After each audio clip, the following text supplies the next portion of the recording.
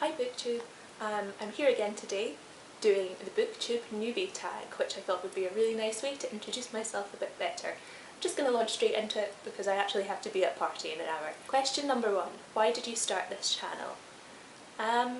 I guess it was just because I've been watching Booktube videos myself for a long time and I just felt like I was getting so much out of it. Like there were so many new books that I had never thought to read before, but Booktube just really opened my eyes to this whole new world of literature that I'd never really thought about before, and like new authors, lesser known authors especially.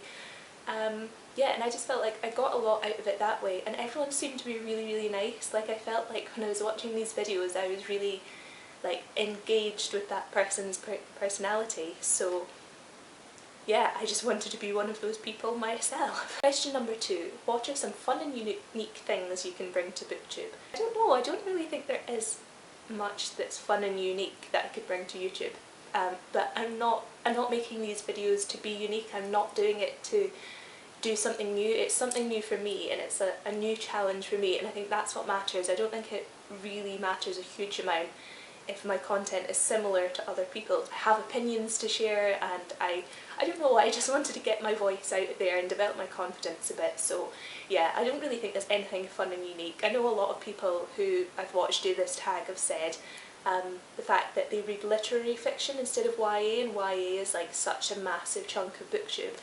And I would say that for myself as well. Like I really don't read that much YA, but it kind of doesn't feel like a fun and unique thing when every single person I've watched do this tag has said that. Question number 3, what are you most excited about this new channel?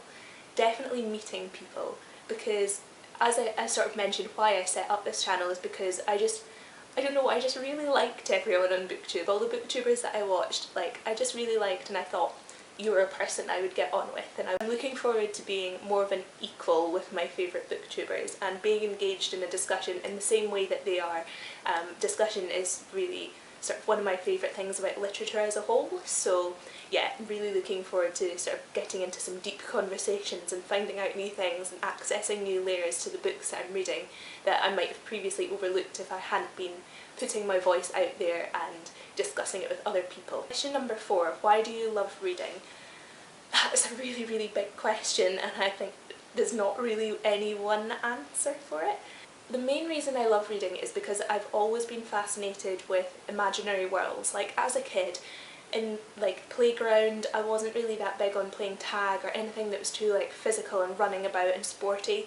I was always like the quiet sort of daydreamy one who was at the side with like a small group of friends making up imaginary games. Like we would play families, or we would pretend that we were students, or my personal favourite, that we worked at an armadillo daycare centre. That was my suggestion. Yeah, so I've always been sort of a bit obsessed with fictional worlds and creating these worlds and immersing myself in these worlds. So another reason I love reading is that it opens my eyes to so many new cultures and also like social issues that I hadn't necessarily considered before. Even if it's not necessarily the author's own experience, if they have like this thorough knowledge of all these issues that I'm not necessarily confronting in my everyday life, by that author putting it on paper and releasing it to the masses, I think that's amazing, because it can just completely like open our minds and we almost get to experience like these characters' pain.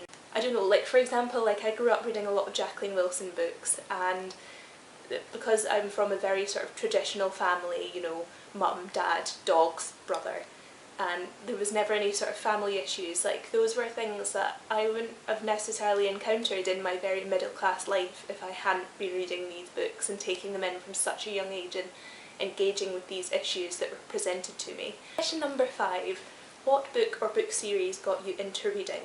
Now, I know a lot of people will have sort of quite a few answers for this, or maybe can't pinpoint one exact author or book, but for me, there is a very clear memory in my mind of when I was maybe about 5 years old. I went through to Edinburgh with my parents, and we went to Waterstones, and I picked up the BFG.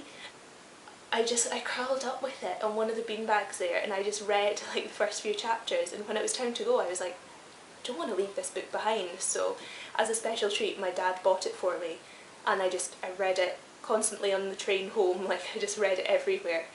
And then yeah, I think that was my first true experience of reading. That was the one book that just hooked me. Like, I did read a lot of other Roald Dahl after that, but I think the BFG still has that special place in my heart. And then later on, as I say, I was really into Jacqueline Wilson. Fun fact, when I was a kid, I was actually so obsessed with Jacqueline Wilson's novels that I would try and rewrite them myself before I was aware that plagiarism was a thing. So my favourite was Vicky Angel, which I then kind of rewrote as being called Ghostly Chloe, and then I got my classmates to act it out in front of the class because I obviously had quite high self-esteem and I thought everyone would want to see my rip-off of this Jacqueline Wilson novel. I was also really quite obsessed with a series of unfortunate events. For everyone else it was Harry Potter, and I may be being controversial in saying this, but I didn't actually read Harry Potter in full until I was maybe about 15. Like, I collected the books as they came out and my dad read them the day they came out, but I don't know, I wasn't really interested at the time. I read up to The Prisoner of Azkaban and then I just gave up after that and never read any further. I do like Harry Potter, but it kind of came in my later in life. It came in my teenagehood rather than my childhood. I'll always be a Lemony Snicket fangirl at heart. Even now, when he's releasing adult books as Daniel Handler, like, he has my heart. Next question is, what questions would you ask your favourite booktubers? I'm not going to name names because that would be difficult, and also I'd be worried that I would leave somebody out. But the one thing I really want to know is, would you rather have a dragon or be a dragon? No, I'm just kidding. Probably the main question I would want to ask is, where do you find the time and motivation to actually make videos? Like, I can foresee that being a real struggle for me, so just, I don't know, share your wisdom. I need to learn things. I feel like I might get quite disillusioned quite quickly because I sometimes lack motivation. I'm a bit of a procrastinator, but also, yeah, the dragon question still stands as well. Final question is, what challenges do you think starting a booktube channel will be hardest to overcome? Well, I've already kind of touched on this, but yeah, it's definitely a time and motivation thing for me. And I'm also partly worried that I maybe won't read enough books to actually be constantly generating new content, which is ridiculous because everyone I know in real life always says to me, like, how do you find so much time to read? How have you read so many books? But then I look at all my other favourite booktubers and I'm friends with a lot of them on Goodreads, and it's like they're in the hundreds already, and so far this year I've read 53 books. So I'm kind of like, what if that's not enough? What if I need to be reading more? Motivation might be quite difficult because I am going into my final year of my degree, so I have my dissertation and everything as well. I do a lot of community work as part of my degree, so I have placements for that in the second semester. I have like massive performances to put on. Last year we did like an opera in the Botanics that required us being in the gardens 12 hours a day, every day. And then on top of that, I also do volunteering, so I volunteer at the Student Advice Centre, and then in the next couple of weeks I'm going to be starting as like a voluntary bookseller at Oxfam Books. I am community outreach for the Music Society at uni, and then on top of this I also have like issues with anxiety and depression, so sometimes these commitments get a bit too much for me and I'm kind of like, I can't do it anymore. This might be quite a good challenge for myself so that I've actually got something I have to keep doing on a regular basis so that I can keep engaging with people. So who knows, this might work two ways. Like maybe Booktube will actually motivate me to be more proactive in my learning and in my reading. But who knows, only time will tell. And as I say, any advice you can give is most welcome. That concludes my Booktube Newbie tag. I now need to shoot off and head out the door to go to a cheese and wine night for the last night of proms because I'm just that middle class. But yeah, I hope you enjoyed this, and thank you so much for all your lovely comments that you've left me so far, and all my new subscribers.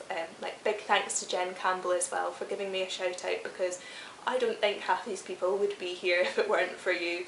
So yes, hope you enjoyed. Bye!